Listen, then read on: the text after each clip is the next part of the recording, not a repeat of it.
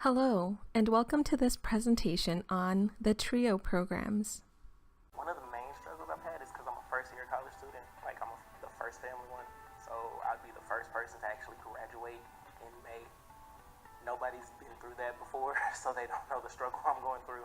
So family is asking me to do all this other stuff when I've got schoolwork, trying to work, and all this other stuff boiling onto it. It's not working out. There were a lot of struggles trying to find professors that were going to meet my needs and classes that were going to meet my needs so that I could walk away with the knowledge that I was going to need to be successful. I don't know, I'm not calling on it's not diversified struggles, it's more like cultural. I'm a little older than most of the kids and it feels funny sometimes. After 12 years since high school, there was a lot of intimidation and a lot of fear about going to school and making the right choice. But I knew in order to be successful in my future, I needed to go to college. For pretty much most of my school career, I've been working full-time in addition to going to school, and it's one of the reasons I've only been doing part-time school. I could try full-time, but I'd be too concerned about what that would do to my grades, because when you work full-time, all your time's already gone, and then you're supposed to stick studying on top of that is quite the challenge. Being I'm older, I'm in my 70s, I was a little concerned about fitting in, whether, after not being in school for so long, would I be able to meet the new standards, because I'm quite sure they've changed over the years, and just a little unsure as to whether I could do this or not. So TRIO came along and it gave me a lot of more confidence, and I can do this. If you ever have even the littlest questions, you can go in and you can ask one of the counselors. Not only with education, but with your life and how you're feeling. And you can go in there even for just say, hey, I'm having a bad day, and they're there to just cheer you up. They'll give me their advice, they'll sit there and listen first, but they'll give me an option instead of just strictly tell me what I should do. Being a TRIO student makes you feel part of the family, and it makes you have more communication with others, and you get to meet new people around campus, and it makes you feel more comfortable to be here. It's a very unique tool to very simply help people who have not had the opportunities and the successes that they've needed to already know a lot of the things you need to for college and just in general to be successful. As can be seen from the video, students in TRIO programs come from diverse backgrounds, but share one quality.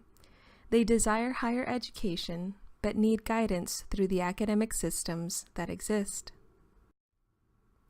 TRIO programs are designed to identify qualified individuals from disadvantaged backgrounds, prepare them for post-secondary education programs, provide support services, motivate and prepare students for doctoral programs, and train individuals serving in TRIO programs. While the TRIO programs primarily serve low-income, first-generation college students, they also serve students with disabilities, veterans, homeless youth, foster youth, and individuals underrepresented in graduate education. The history of TRIO programs. In American history, education has always been seen as a pathway to social mobility. Unfortunately, this has not always been the case for underrepresented groups and low-income families. Looking to overturn class and racial inequalities, President Lyndon B. Johnson declared a war on poverty during his presidential term in the 1960s. It was in the 1960s that American society saw the development of federal college prep programs. These programs were dedicated to providing extra support as a means for gaining equal representation within higher education, with the hopes of breaking the cycle of poverty. The TRIO programs were born under the Higher Education Act of 1965. In 1964, Upward Bound was the first program to be piloted. The following year, Talent Search, and then 3 years later, after some amendments, Special Services for Disadvantaged Students was created. Today, it is now known as Student Support Services. These first 3 programs are what gave TRIO programs their name. Afterward, these 3 programs were expanded and 3 more programs were created. In 1972, we saw the creation of the Educational Opportunity Centers. 4 years later, there was the training program for special program staff and leadership personnel. Today it is now known as the Training Program for Federal TRIO Programs. The final TRIO program was established in 1986, and it is known as the Ronald E. McNair Post-Baccalaureate Achievement Program. Each one of these programs serves a different demographic. Let's take a closer look at each one. Upward Bound, also known as UB, provides intensive preparation and encouragement towards success in education beyond secondary school. There are 3 types of projects that fall within Upward Bound. There is regular UB, UB Math and Science, and Veterans UB. Regular UB prepares secondary school students for post-secondary programs. UB Math and Science prepares high school students for post-secondary programs that lead to careers in math and science. Veterans UB assists military veterans to prepare for post-secondary education. In terms of program participants, Upward Bound relies on students who have completed at least 8 years of elementary education or are between 13 to 19 years of age. All of the participants must be in need of academic support to pursue a post-secondary education successfully. At least 2/3 of the participants must be low-income, first-generation college students. The remaining third must be low-income, first-generation, or at risk of academic failure. Being at risk of academic failure refers to students who are not proficient on state assessments for language arts or math, or have a 2.5 GPA or less on a 4.0 scale. UB programs must provide the following services as stated by statutory provisions of the Higher Education Act. They must provide instruction in mathematics, laboratory science, foreign language, and literature. They must also provide tutoring and advising, assistance in preparing for college entrance exams, and assistance in completing college admission and financial aid applications. Talent Search. The Talent Search program, in addition to UB, also has the aim of increasing high school completion and secondary enrollment. Furthermore, it provides college and financial aid counseling. It offers less intensive services than UB. For example, Talent Search is not required to provide tutoring and financial literacy services. It only needs to provide connections to these services. That being said, Talent Search serves more students than UB. In terms of program participants, Talent Search reaches a younger demographic. The students in Talent Search must have completed 5 years of elementary education or be between 11 to 27 years of age. Individuals over 27 years of age may participate in Talent Search if they cannot be served by an area Educational Opportunity Center program. More on that in a couple of minutes. At least 2/3 of Talent Search participants must be low-income, first-generation college students. Talent Search programs must provide the following services: course selection advice, assistance in preparing for college entrance exams, assistance in completing college admission and financial aid applications, and guidance and assistance in methods for achieving a secondary school diploma or post-secondary education. The next TRIO program refers to the Educational Opportunity Centers. EOCs primarily serve adults. They provide information on financial and academic assistance available to individuals who want to pursue a post-secondary education. They also help improve the financial literacy of students. The program participants in EOCs must be at least 19 years of age. They generally serve adults.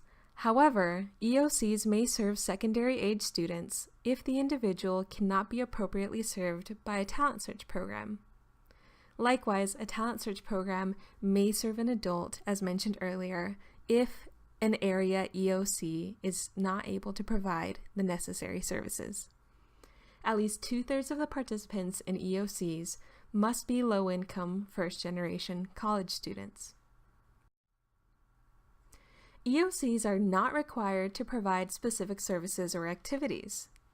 They may provide a variety of services, including academic advice, tutoring, counseling, and guidance. They may also provide programs and activities designed for populations traditionally underrepresented in post-secondary education, or even take their participants to attend cultural events. Our next TRIO program refers to the Student Support Services. Student Support Services provide support services to college students with the aim of improving their retention, graduation rates, financial and economic literacy, and transfers from 2-year to 4-year schools. Its program participants must be enrolled or accepted for enrollment at the institution of higher education that is offering the services. These students must be in need of academic support to pursue education successfully beyond secondary school. At least 2/3 of them must be either students with disabilities or low-income first-generation students. The remaining third must be low-income, first-generation, or students with disabilities. At least 1/3 of those students with disabilities must also be low-income. Student Support Services programs must provide the following services as mandated by statutory provisions.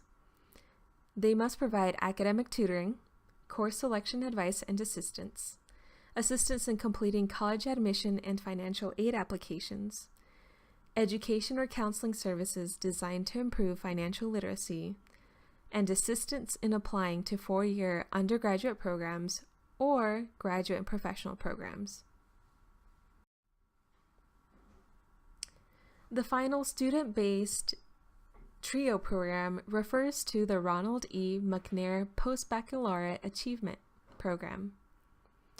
This program helps prepare disadvantaged college students for subsequent doctoral study by providing research opportunities, internships, counseling, tutoring, and other preparatory activities. The program participants for the McNair program must be enrolled in a non-doctoral degree program at the institution of higher education offering the McNair program. At least 2/3 of its participants must be low-income, first-generation college students. The remaining third must be from a group that is underrepresented in graduate education. This includes Alaska Natives, Native Hawaiians, and Native American Pacific Islanders. McNair projects or programs must provide the following: academic tutoring and counseling, summer internships that prepare participants for doctoral study, and assistance in securing graduate program admissions and financial assistance. Our final TRIO program is the training program for federal TRIO program staff.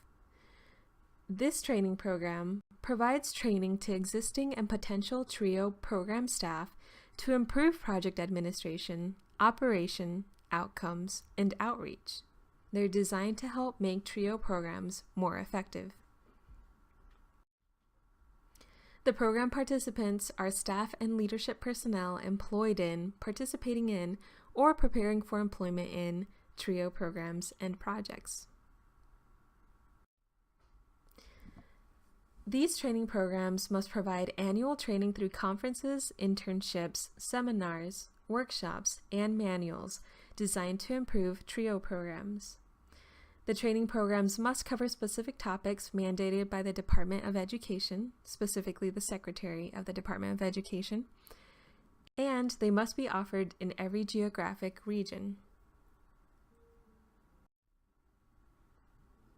Here is a table that compares the different TRIO programs. If you look on the left-hand side, you see Upward Bound, Talent Search, Educational Opportunity Centers, and Student Support Services listed. Across the top, you see the age and grade range for the different participant members, any additional stipulations, and then the requirement for participants in terms of the 2/3 majority and the remaining third.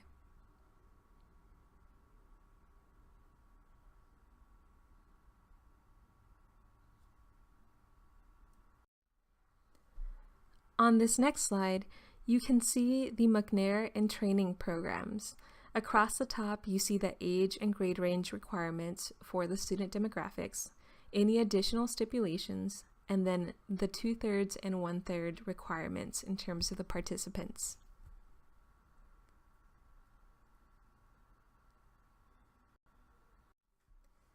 The following slide shows a table outlining the number of TRIO participants between fiscal years 2008 and 2014. When looking at the data, it's clear to see that Talent Search serves the largest number of students each year, followed by Student Support Services. In the fiscal year 2014, Talent Search served 310,747 students, while Student Support Services served 202,492 participants.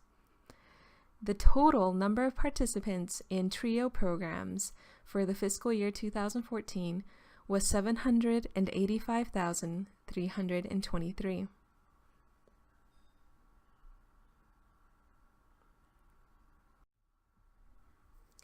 How are TRIO programs evaluated?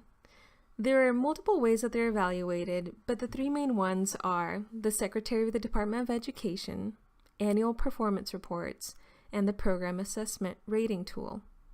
Each year, the Secretary of the Department of Education reports annually to Congress on the performance of the TRIO programs.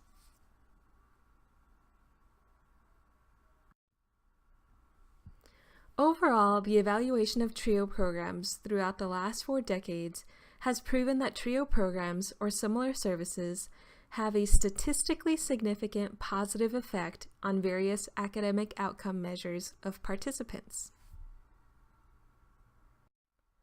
The next 2 slides go over some of the findings in recent evaluations of TRIO programs.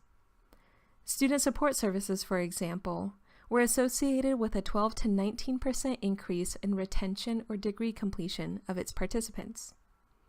Participants who entered the Upward Bound program with lower education expectations, earning a post-secondary degree, certificate, or license, increased by 12%.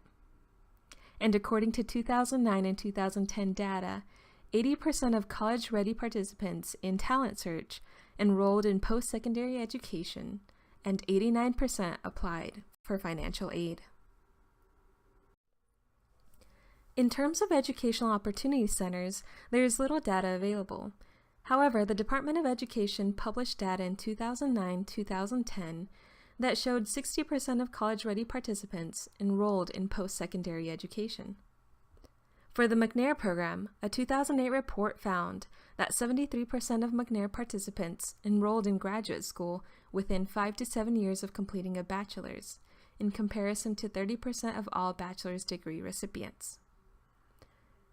For the training program, a major evaluation has yet to be conducted. Funding for TRIO programs is discretionary. The annual discretionary appropriation is a single amount for all of the TRIO programs. This lump sum is divided amongst the different TRIO programs by the Secretary of Education. For the fiscal year 2016, TRIO programs were funded $900 million. This leads us to some of the challenges. Unfortunately, funding for TRIO programs varies tremendously. When looking at the fiscal year 2007, TRIO programs were given $828 million.